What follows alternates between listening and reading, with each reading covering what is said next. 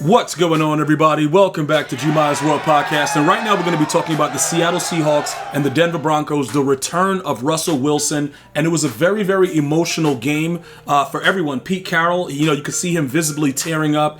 The crowd chanting Geno, Geno, because that's the way that it usually goes. When you leave a team, the fans are very, very receptive to just appreciating what their team brings. So I wasn't even shocked about it. I was like, in certain cases, you would, when Michael Jordan, left and went to the Wizards, it was like you didn't really boo Michael Jordan. There's certain players, Tom Brady, when he goes back with the Patriots, because they have a certain type of element to them. Russell Wilson, for some reason, he didn't appear to really have that. You know what I'm saying? Like, while he was there, it was always like the Legion of Boom. And then he came into his own to obviously be a very, very good quarterback, but I don't think he was ever really thought of as that, that staple, because he wasn't able to do it without that defense.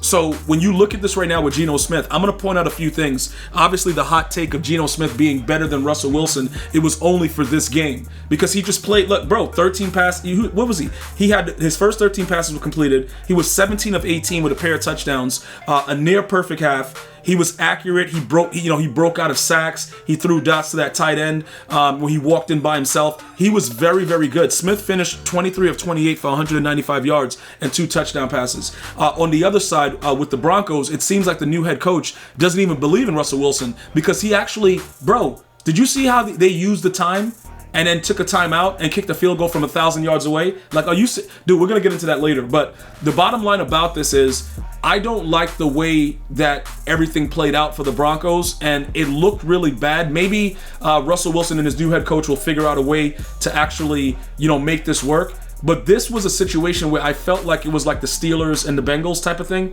You know what I'm saying? You come out there with Mitch Trubisky. Nobody really had respect for Trubisky, right? I always thought he was a pretty decent quarterback, but most people, they don't respect him.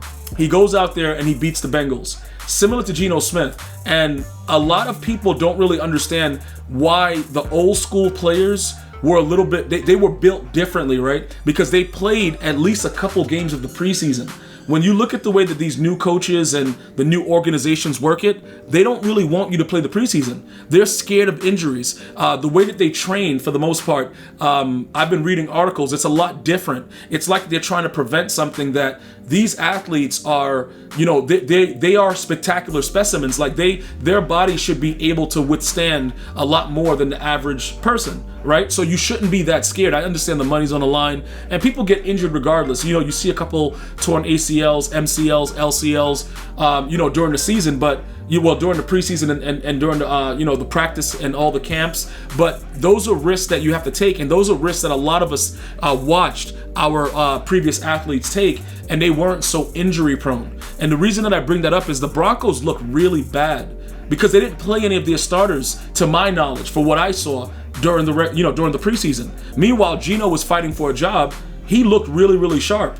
He looked ready to go. His offense looked good. Now, I know they only won 17-16, but they looked better. And visibly watching it, it's like, why aren't the other teams playing in the preseason when they have a chance to go out there and get their reps and things like that? It was really, really bad overall seeing the way that these players played. And Will Dissly, that was the tight end I was thinking about.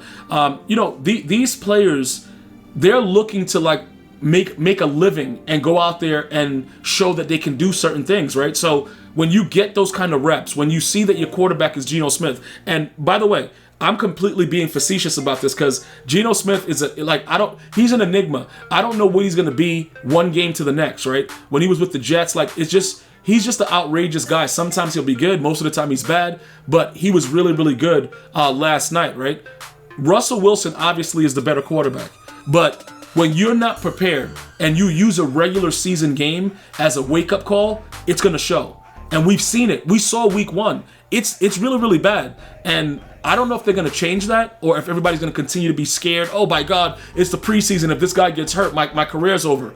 These are risks you're going to have to take. You can be careful with it, and give them one quarter, stuff like that. Make sure the starting offensive line is out there. But you got to make these guys play. because if you don't, it is what it is. Now, looking at the Broncos, they had several chances in the red zone. Right here, the Broncos drove to the Seattle's 1 yard line and seemed poised to score. And then all of a sudden, the Seahawks defense held them out of the end zone by forcing, some kind of crazy fumble at the goal line.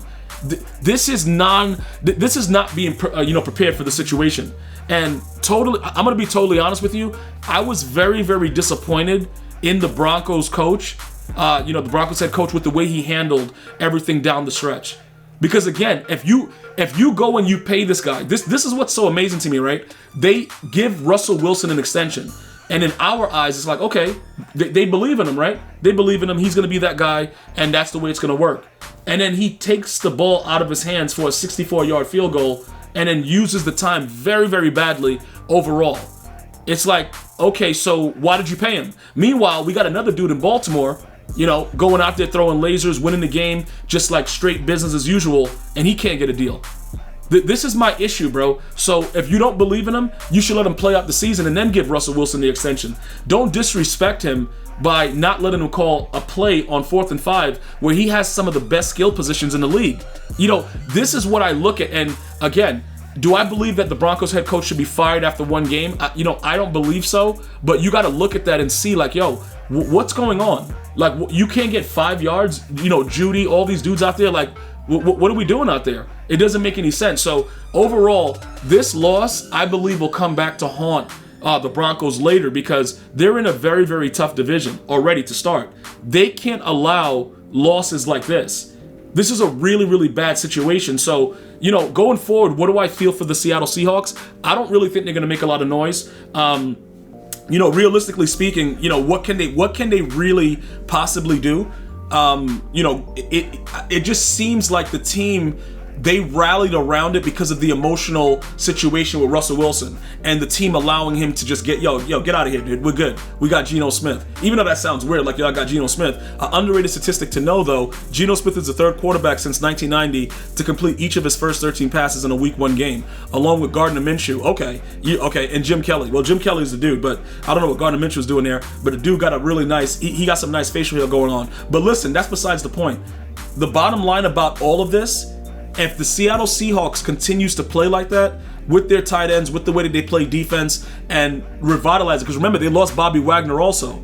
And Bobby Wagner went to the Rams, and they got a really wild loss as well. So we got to look at the way that everything was, put together. Bobby Wagner obviously was better at his position than I believe Russell Wilson is at his position. I think he was like, he's the current, like, of this generation, one of the best middle linebackers ever. But again, they said, look, we don't need you no more.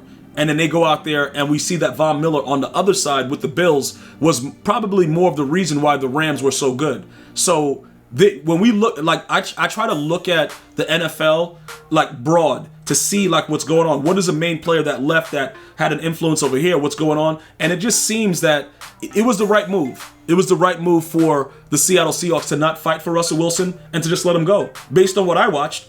Because not only did your coach not believe in you, dude, they made it very, very obvious in prime time that they would rather a 95,000-yard field goal than get 5 yards with very, very good skill positions. And I know you fantasy owners for the wide receivers for the Broncos were going wild, but this is what it's all about, guys. This is what happens when I believe you don't give, reps in the preseason. You're not warmed up. You're not able to get yourself going. Like, this is what happens. So ultimately, we'll see how the Broncos season plays out. But I was very disappointed. Kudos to the Seattle Seahawks for winning this game close. And I gotta give respect to Geno Smith. I'm usually a savage about Geno. You go back to my previous podcast, I'm a savage. I gotta give him respect for last night, though.